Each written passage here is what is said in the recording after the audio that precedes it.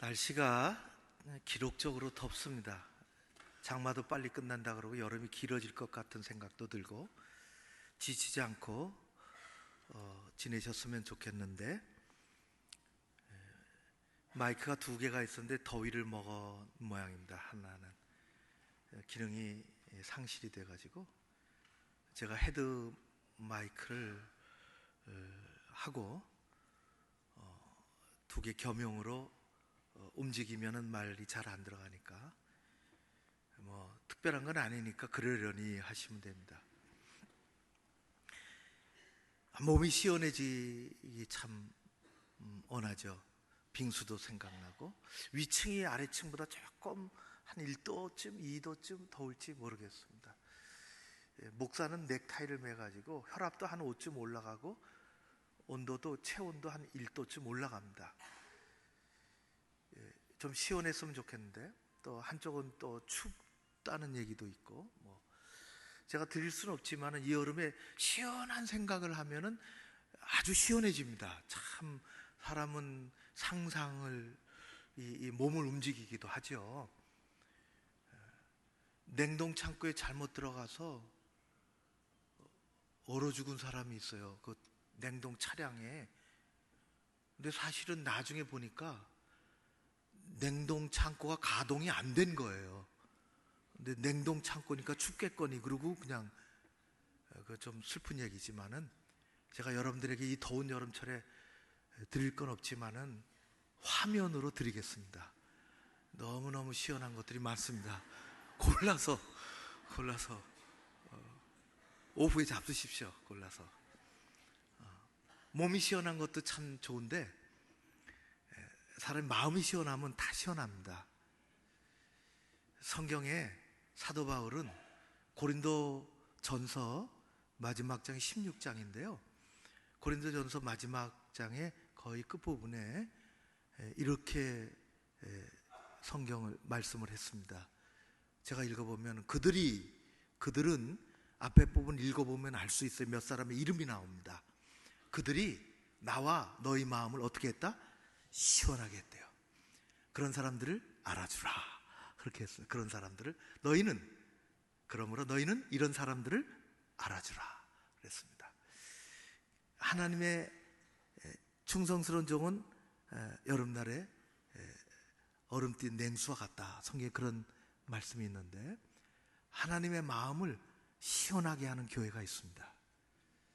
시원하게 하는 사람이 있어요. 또 교회 공동체에서 남을 이렇게 교묘하게 하지 않고 정말 시원하게 해주는 사람이 있어요. 그런 사람들을 알아주는, 하나님은 알아주실 텐데 그런 사람들을 알아주는 우리 교회가 되었으면 좋겠습니다. 오늘은 말씀을 요한복음 13장 뒷부분하고 14장 앞에 부분을 읽었는데, 보통은 14장 1절서부터 읽는 말씀입니다.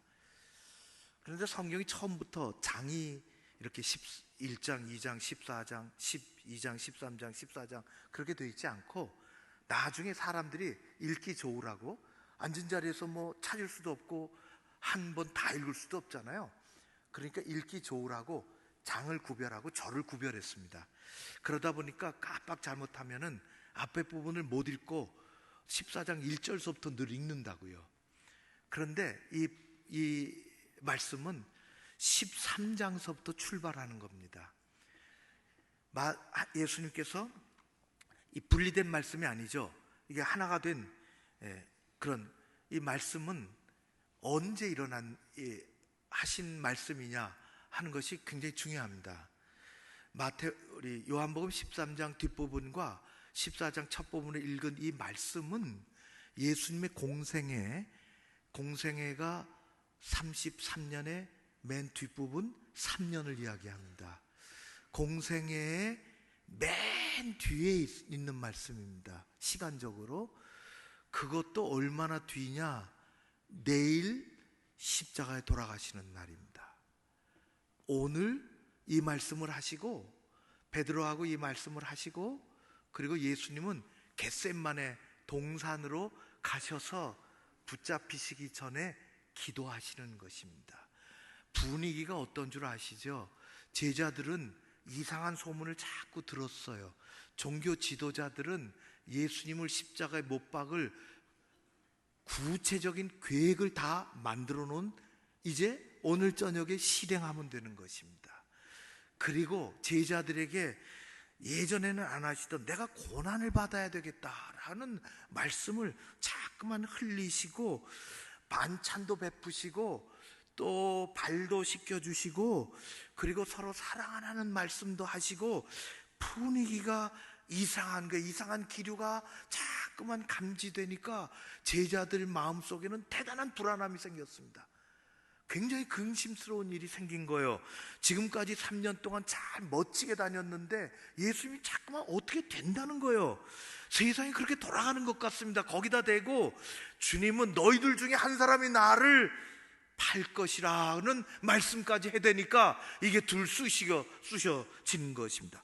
불안한 마음에 불을 지펴버리는 것이죠. 밤이 깊어갈수록 그들의 마음에는 이상한 감정을 넘어서서 근심과 걱정과 불안이 밀물처럼 다가오기 시작했습니다. 견딜 수가 없는 그 상황 속에서 일어나는 일입니다.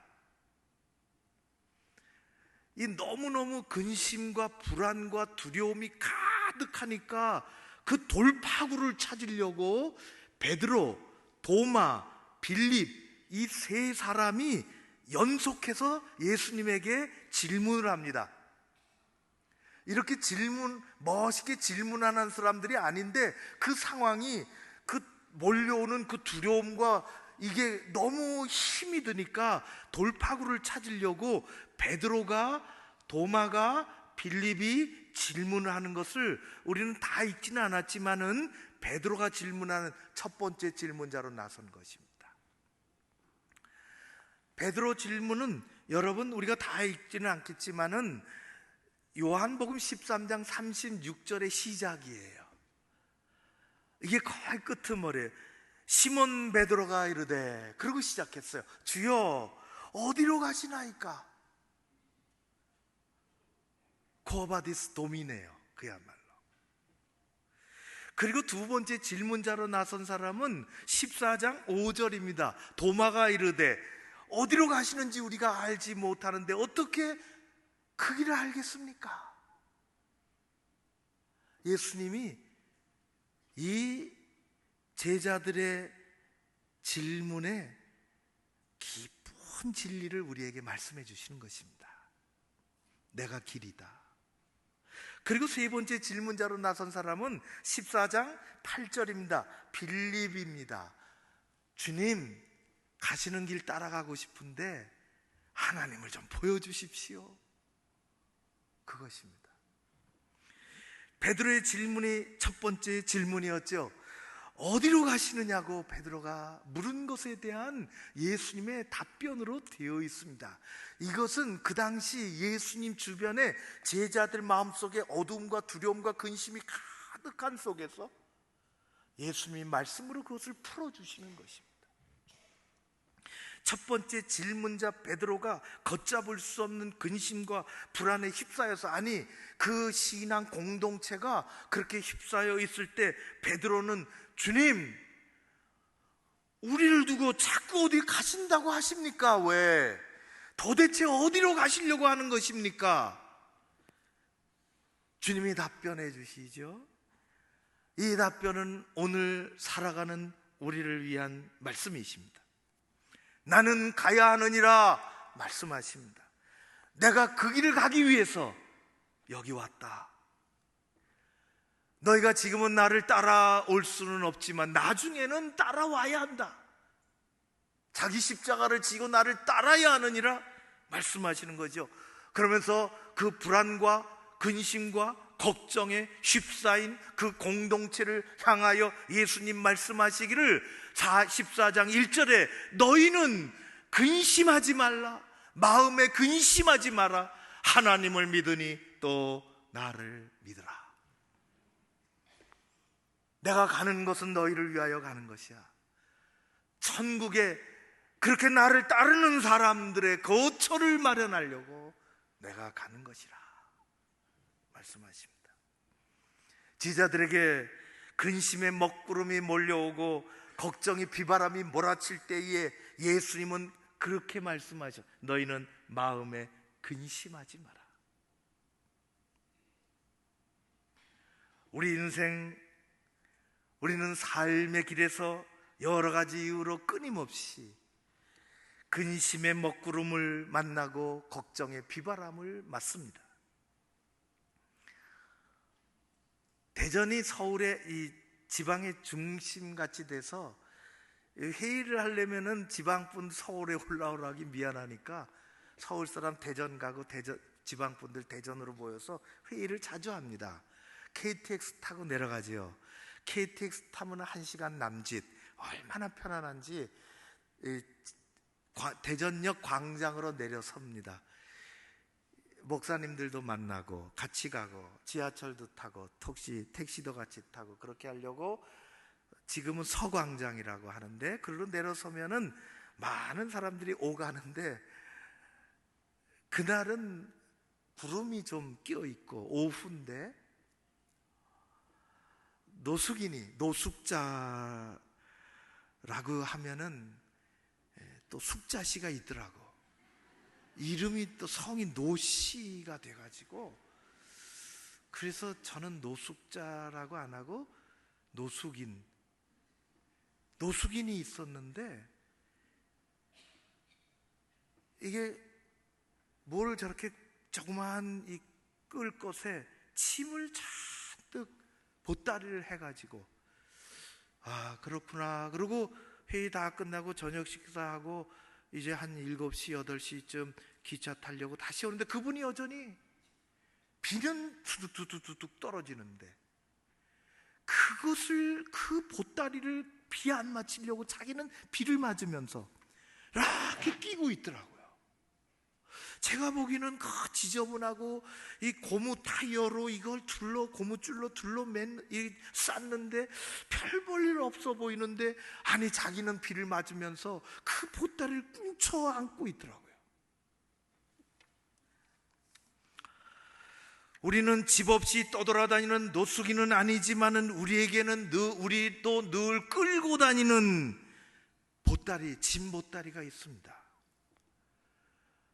무거운 죄짐 보따리가 있습니다.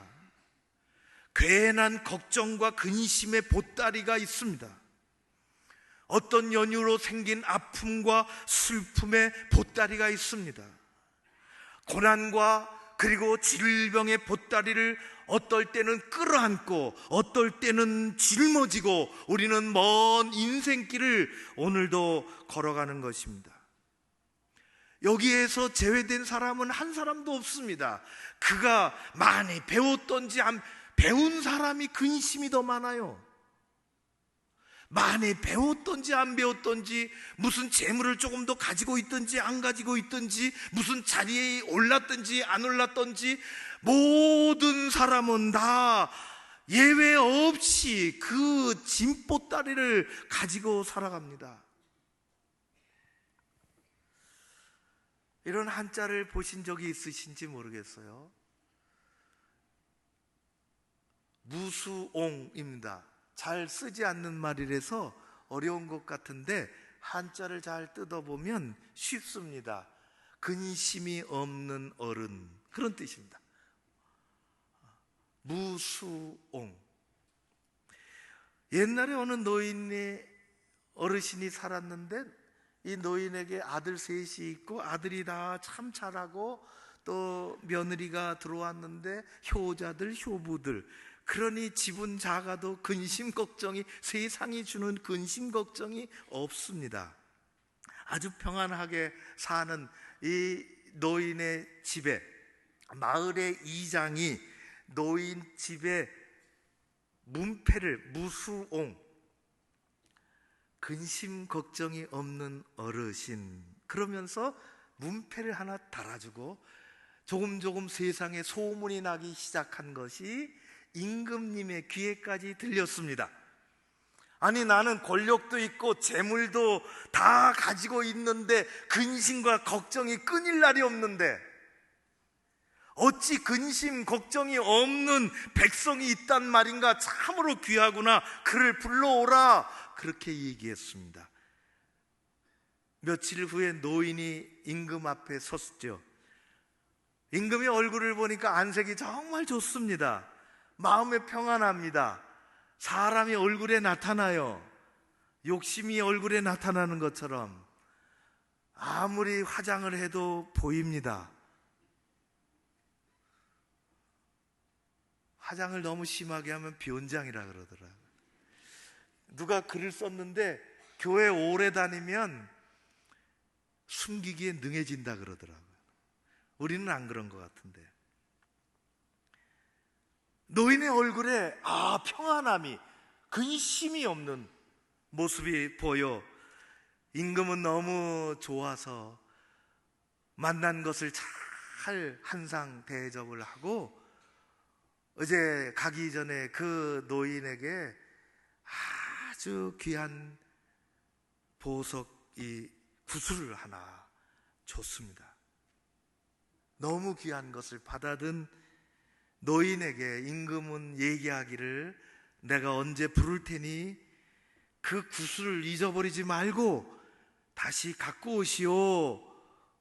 그러고 노인은 너무너무 행복하고 신이 나서 자기 집으로 다시 돌아가는 그 길에 강을 건너야 되는데, 강을 건너는 나룻배를 타고 사공이 가만히 보니까 구슬이 있는데 연유를 물어보니까 임금이 주셨다는 거예요. 사공이, 아유 어르신, 제가 한번 만져볼 수 있을까요? 그러지, 조심스럽게 만져보시오. 그리고 건네주고 만지고, 다시 받으십시오.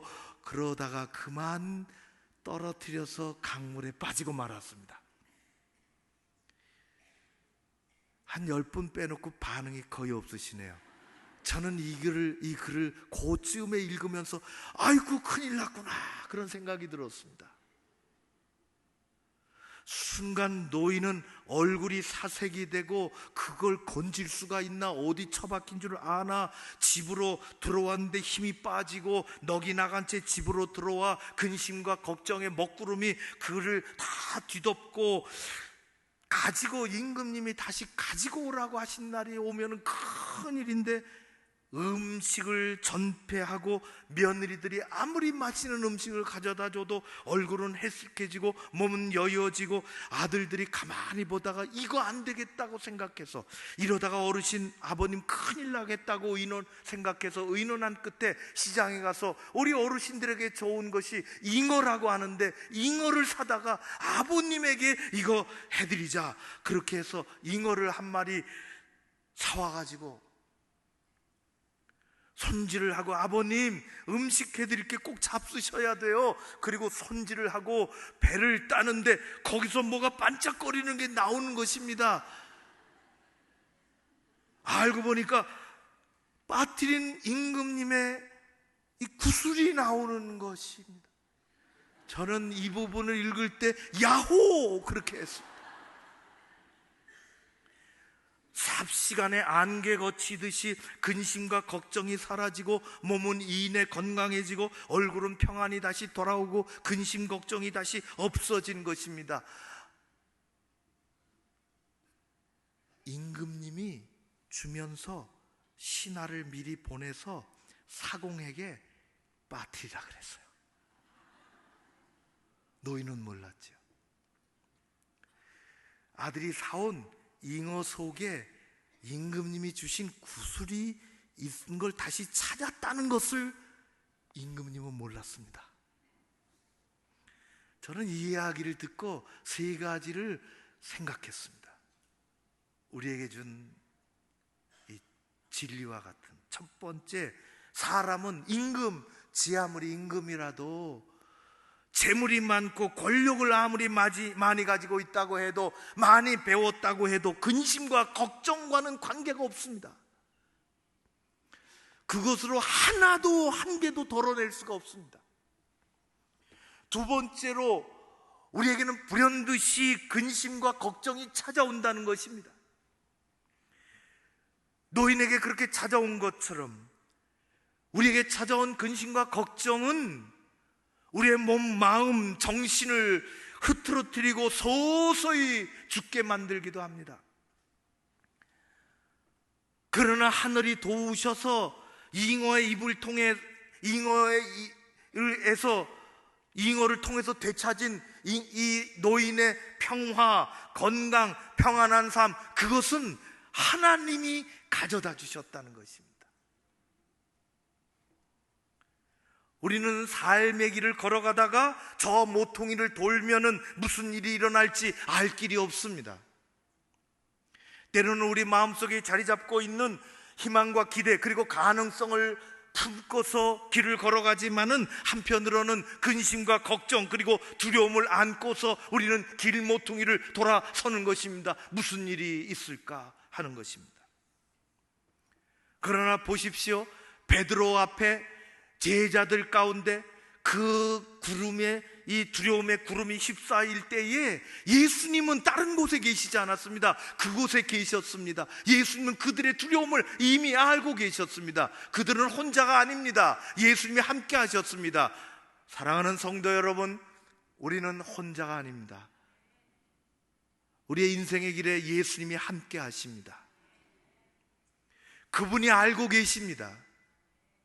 베드로와 도마와 빌립의 그 휩싸인 두려움, 제작 이 신앙 공동체의 두려움을 예수님이 알고 계시는 것처럼 우리의 상황을 예수님이 알고 계십니다. 예수님이 알고 계시면 해답이 있습니다. 우리는 인생의 막다른 골목에 가지 않습니다. 예수님이 알고 계시는 한 우리의 인생의 길은 막다른 골목이 아닌 것입니다.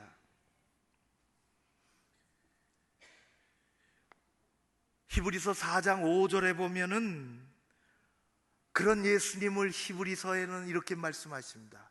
우리에게 있는 대제사장 예수님은 우리의 연약함을 동정하지 못하실 이가 아니요 옛 성경에는 채울하지 못하시는 분이 아니시라 그렇게 했습니다. 우리 예수님이 몸으로 우리의 어려움을, 연약함을 담당하신다는 것입니다. 몸으로 그분이 담당하신다는 것입니다. 예수님은 인생이 안고 살아가는 근심과 걱정을 너무도 잘 알고 계시며 우리의 아픔과 고난을, 고통을 채울하시는 분이십니다. 예수님이 우리를 알고 계신다는 것은 우리에게 무한한 힘이 됩니다. 예수님이 알고 계시기에 우리 인생의 막다른 골목은 존재하지 않습니다. 좀 오래된 일인데 일본에서 벌어진 일입니다. 1988년 스가모 어린이 유기 사건이 있었습니다. 우리의 기억 속엔 없지만 발칵 뒤집힌 오늘날의 우리나라도 뭐 똑같습니다. 자기 애기 버리는 거예요. 다 큰 아이들도 버리는 거예요.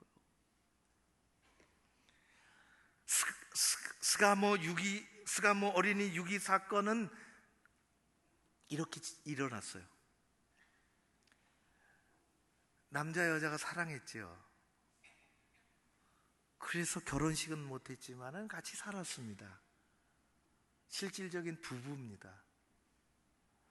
그리고 15년 동안을 그렇게 부부로 살았습니다. 아이도 낳지요.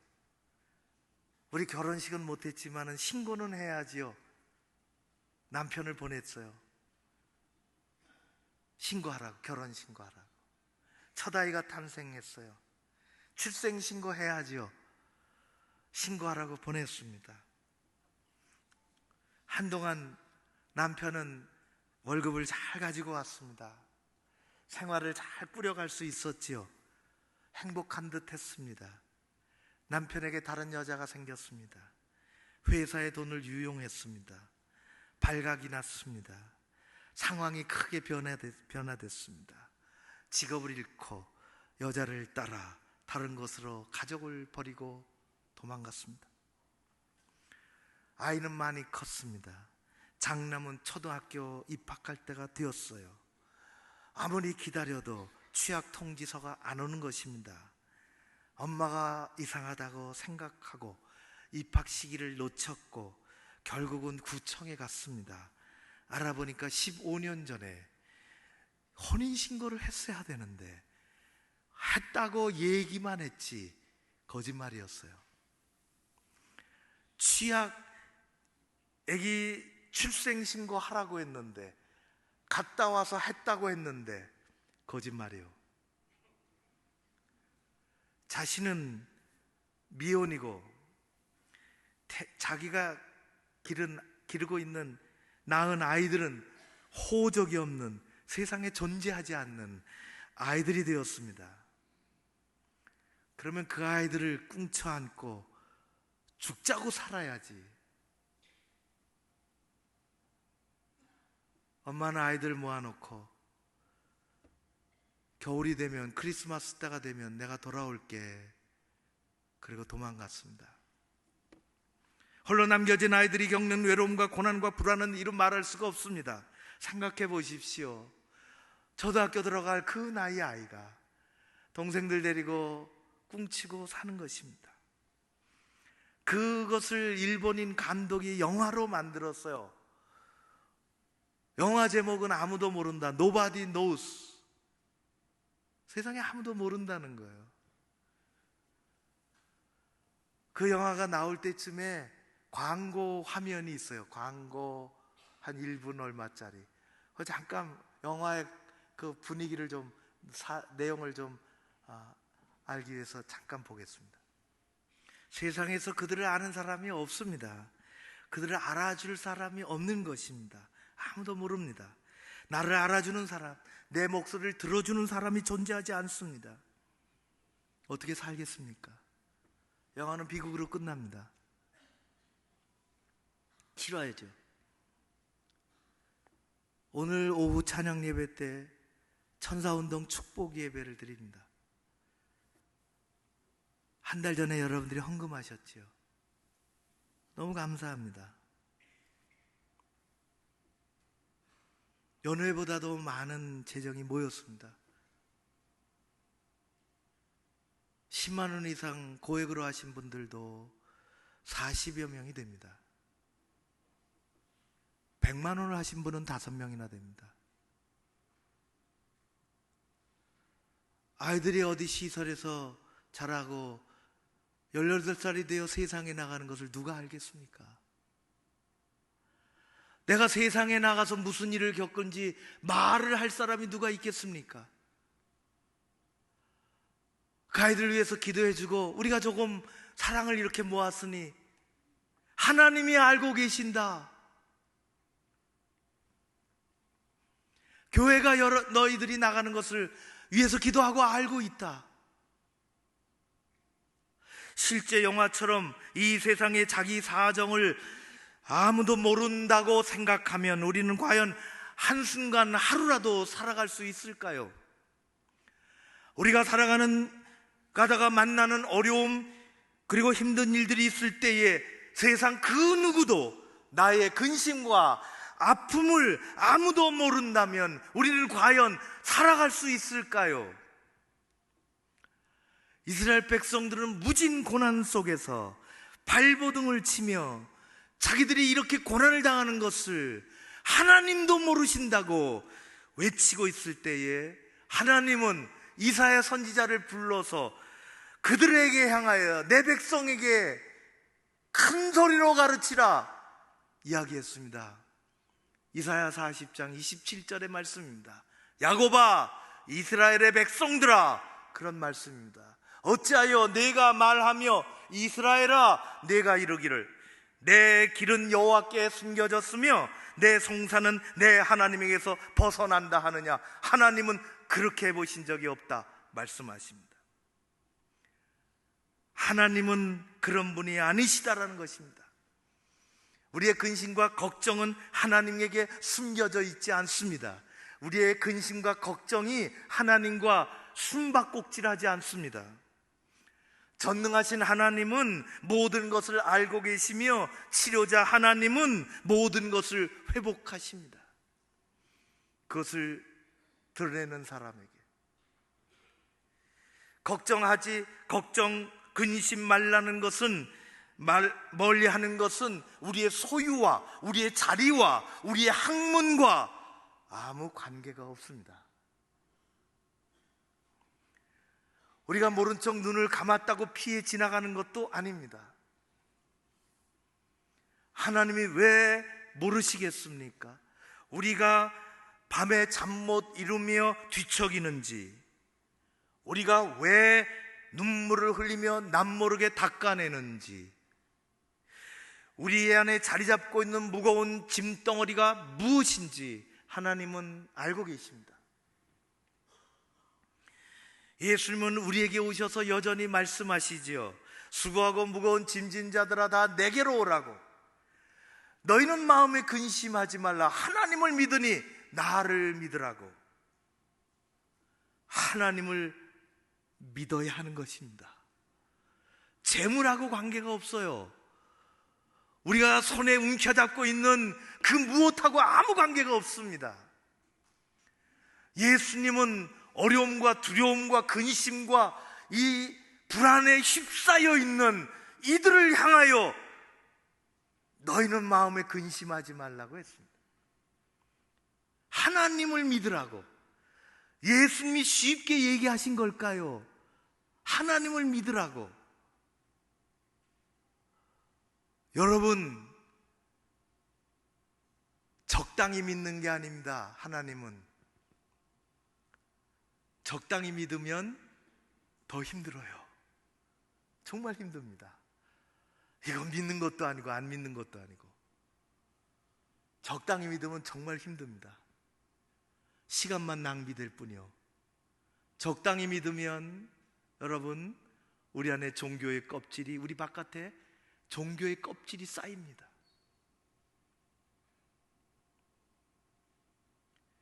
예배에 노출된 시간이 우리의 신앙을 얘기해 주지는 않습니다.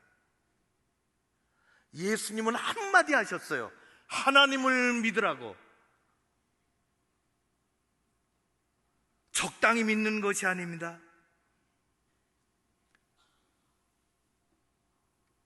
지난 2015년 12월 16일 북한 조선중앙통신은 다음과 같이 보도를 했습니다. 제가 그 억양과 그대로 할 수가 없는데 내용은 똑같이 이렇습니다.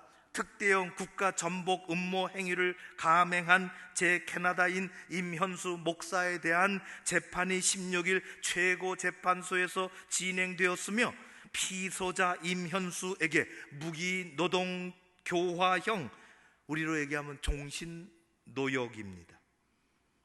언도됐다. 이 사건의 주인공인 임현수 목사님은 캐나다에서 목회하는 북한, 못 사는 북한을 돕기 위해서 10년 이상을 활동했던, 그리고 마침내는 2015년 1월 방북을 하고 북한 당국에 밉보였고 잘못 보였는지 체포되어 국가 반역죄라는 것을 뒤집어 쓰고 종신노동형에 처해진 것입니다.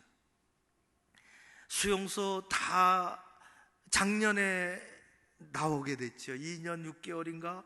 근데 다 어려웠지만 초기 3개월이 무척 죽을 고생을 했다는 거예요. 설사가 멈추질 않아서. 먹은 것도 별로 없지만은 설사가 왜 그런가? 이게 간수가 못된 말을, 욕을, 저주를, 이게 들으면 안 되는 얘기를 너무 많이 들어가지고 몸이 견딜 수가 없는 거예요. 어떻게 살겠어요? 그러나 좌절과 원망이 시시때때로 오고 불만이 싹트려고 할 때마다 그는 하나님께 매달리며 하나님이 주신 용기로 극복했듯이, 하나님을 믿는 믿음은 세상의 좌절보다, 근심과 걱정보다 훨씬 큽니다. 하나님이 크시듯이 예수님은 하나님을 믿으라 한마디 하셨어요. 어느 날 여자 집사님이 담임 목사님을 찾아왔습니다. 한 말씀, 요즘 근심과 걱정이 많아서 밤에 자려고 할 때 잠이 잘 오지 않습니다. 가위에 자꾸만 눌려서 벌써 며칠째 잠을 못 이루고 있습니다. 목사님 기도해 주세요. 기도해 줬어요. 그리고 목사님이 가는 여집사에게 얘기했습니다. 오늘 밤부터 자기 전에 기도할 때 손을 모으고 기도하지 말고 주먹을 쥐고 기도하고, 잠자리에 들어가서도 주먹을 꼭 쥐고 자라고. 며칠 후에 여집사님이 왔어요. 목사님, 신기하게도 정말 며칠 동안 잠을 잘 잤습니다. 목사님의 대답이, 그건 신기한 게 아니라 자연스러운 겁니다. 주먹은 가위를 이깁니다. 그래서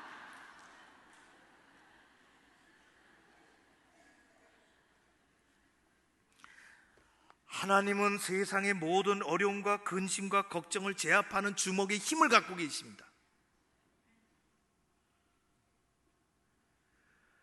그 두려움이 얼마나 컸겠습니까? 예수님이 간대리시는데 우리를 두고 어떤 공경이 처할지도 모르는데, 너희는 마음에 근심하지 마라. 하나님을 믿으라. 나를 믿으라. 나를 보내신 하나님을 믿으라. 여러분, 설렁설렁 믿지 않습니다. 주먹을 꽉 쥐고. 옛날에는 죽기 살기로 믿었습니다. 죽기 살기로. 하나님은 치료하십니다. 하나님은 해방시켜 주십니다. 시편 55편 22절에 이렇게 말씀합니다. 내 짐을 여호와께 맡기라. 보따리, 여러분, 노숙인 제가 보따리 달라 그러면 안 줍니다. 못 믿습니다. 그 안에 뭐가 있는지도 모르지만은, 내 짐을 여호와께 맡기라. 그분이 너를 붙드시고 너의 요동함을 영원히 허락하지 아니하시리로다. 우리는 흔들리지 않습니다. 하나님을 믿는 것입니다. 하나님이 요동하지 않으시기 때문입니다. 감정 따라 신앙생활 하지 마십시오. 큰일 납니다. 넘어집니다. 코 깨집니다. 하나님을 믿는 것입니다. 하나님을 신뢰하는 것입니다. 우리의 마음의 근심이 떠나가 평강이 여러분을 찾아오도록 하나님께서 역사하시기를 주의 이름으로 축원합니다. 기도하겠습니다. 고마우신 아버지 하나님을 찬양합니다. 세상은 걸어가다가 길모퉁이를 돌아서면 어떤 일이 벌어질지 모르는데, 근심과 걱정과 불안 속에 쌓여 살아가다 할지라도 하나님을 믿는 주의 종들의 삶 가운데 치유의 역사가, 해방의 은총이 일어나게 하여 주시옵소서. 우리와 함께 하시는 주님께 감사와 찬양을 올려드려오며 예수님 이름으로 기도하옵나이다. 아멘.